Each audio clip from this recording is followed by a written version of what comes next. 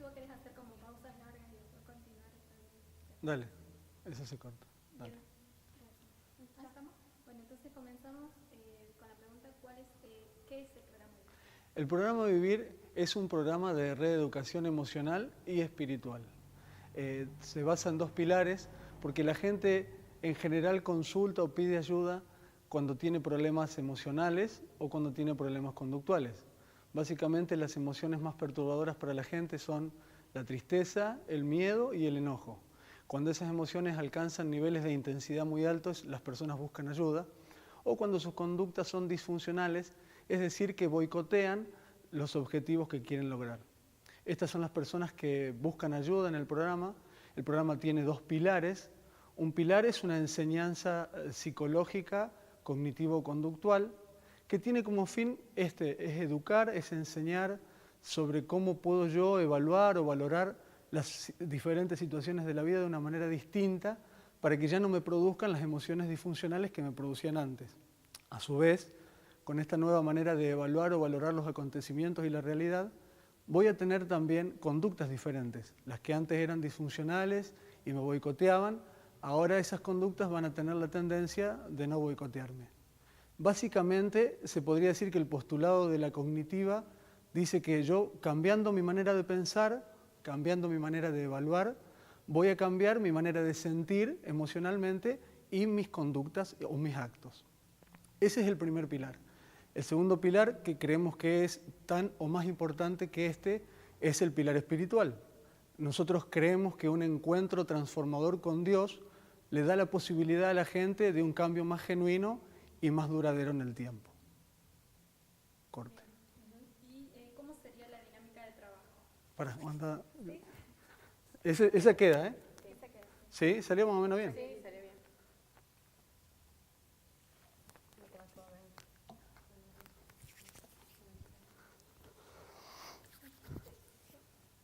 Ahí marcó un huequito en el... Sí, me paro siempre en el mismo lugar. Bueno, la pregunta sería, ¿cómo es la dinámica de trabajo? Bueno, la dinámica de trabajo, disculpa, vamos de vuelta, porque la puedo unir con otra pregunta, porque vos preguntabas, hay una pregunta que era la historia del programa, ¿no? Porque digo, en la historia del programa pasamos por muchas dinámicas hasta que llegó esta. Claro, la pregunta es ¿de cuándo funciona el programa? Por eso, explico la dinámica de hoy, aunque después, cuando cuente la historia del programa, voy a contar que cambió por muchas dinámicas. O si las querés unir, no hay problema. ¿Se puede unir las dos preguntas? Bueno. El programa inicia en el año 2006. Ahora, hemos pasado o atravesado por varias instancias o modalidades.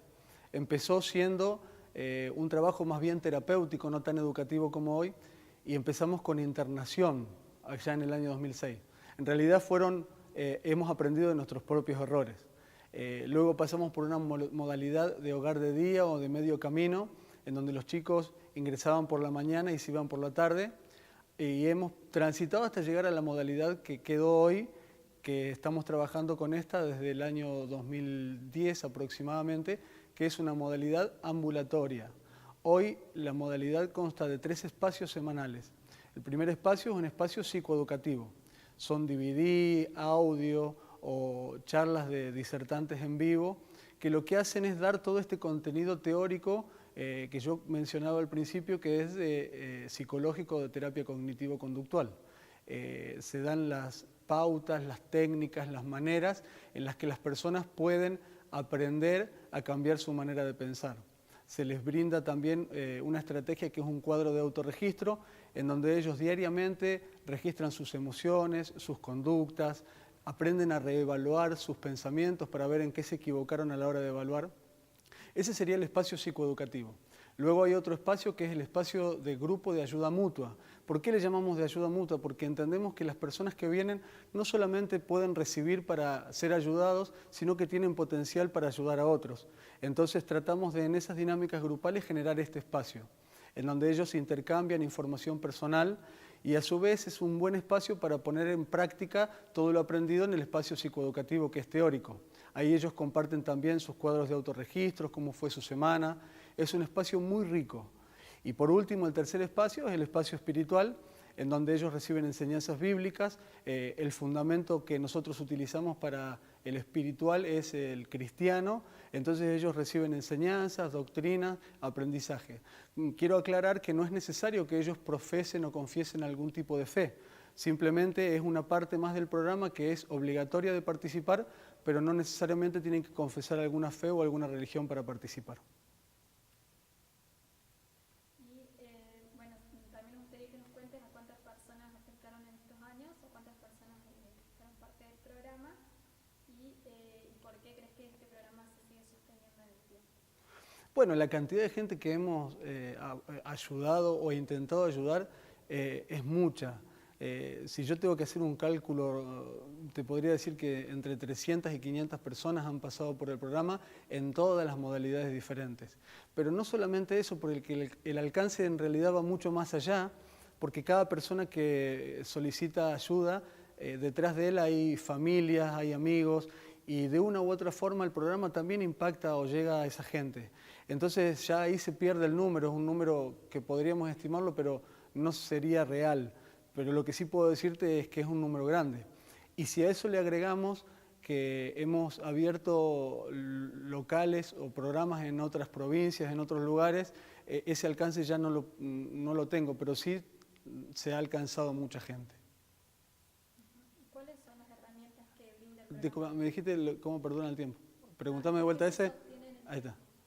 Yo creo que se sostiene en el tiempo, primero porque lo hemos hecho con mucha seriedad. Es un programa donde creemos que la estructura misma del programa ya ayuda a la gente.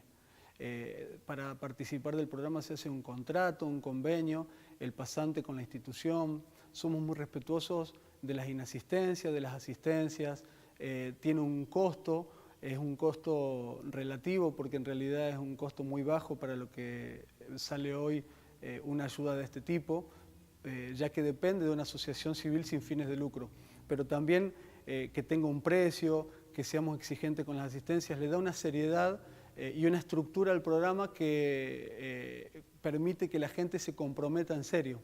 Entonces, por eso creo que esa es una de las cosas que han llevado al éxito del programa. ¿Y cuáles son las herramientas que brinda el programa? Bueno, las herramientas, vuelvo a repetir, como institución lo principal que creemos que brindamos es la espiritual. Pero no la única. La otra herramienta es la que explicaba al principio, que es la herramienta de psicología cognitivo-conductual. Es una herramienta muy práctica, fácil de aprender y fácil de poner en práctica. Entonces para las personas es muy útil porque no es una teoría como alejada de mi realidad y se pueden obtener resultados rápidos, porque en la medida que yo voy aprendiendo estas técnicas y las voy poniendo por obra, rápidamente puedo ver los resultados en mis emociones y en mis conductas. Entonces creo que ese es un fuerte de lo que le brindamos como programa. Bueno, vos nos mencionabas en una de las entrevistas que la sociedad genera adictos. ¿Nos podrías ampliar esto? Sí, es un ida y vuelta. A mí a veces me genera gracia que cuando hablamos de la sociedad lo hablamos como si fuera en tercera persona, como si la sociedad fueran otros. Y en realidad nosotros formamos parte de esa sociedad. Entonces es un ida y vuelta, ¿por qué? Porque hay una demanda social y hay una oferta social, pero en esa demanda y oferta social somos los mismos los que ofrecemos y demandamos. Y se produce un juego entre estrés que genera angustia y la necesidad de placer para poder calmar esa angustia. Entonces en ese juego es donde la sociedad se autorretroalimenta. ¿Por qué? Porque por un lado el nivel de estrés produce un alto nivel de angustia. La gente necesita placer para calmar esa angustia, creyendo que con el placer la resuelve, pero en realidad el placer no resuelve la angustia, solo la calma por un momento. Entonces la sociedad genera a su vez una alta demanda de venta de placer. Y en esa demanda de venta de placer se generan adictos, porque ya no solamente estamos hablando de adicciones a sustancias, sino estamos hablando de adicciones a pastillas, adicciones a la comida, adicciones a la compra compulsiva, adicción al juego compulsivo. Es decir, la gama de eventos adictivos aumentó porque todo lo que produce placer para mí es potencialmente adictivo. La tendencia del ser humano es repetir una y otra vez aquello que le genera placer. Entonces, si yo accedo a una fuente de placer que me calma la angustia, voy a tener la tendencia de repetirlo. Esto genera un gran mercado y ese ida y vuelta social que yo digo, en donde el estrés que produce angustia y el placer hacen un intercambio adictivo. Por eso sí, si vos me preguntás si la sociedad genera adictos, yo creo que la sociedad tiene demandas y ofertas que generan un proceso adictivo. Y bueno, ¿cuál es el objetivo del programa Vivir para la sociedad? Bueno, nosotros apuntamos en general a la individualidad por un lado.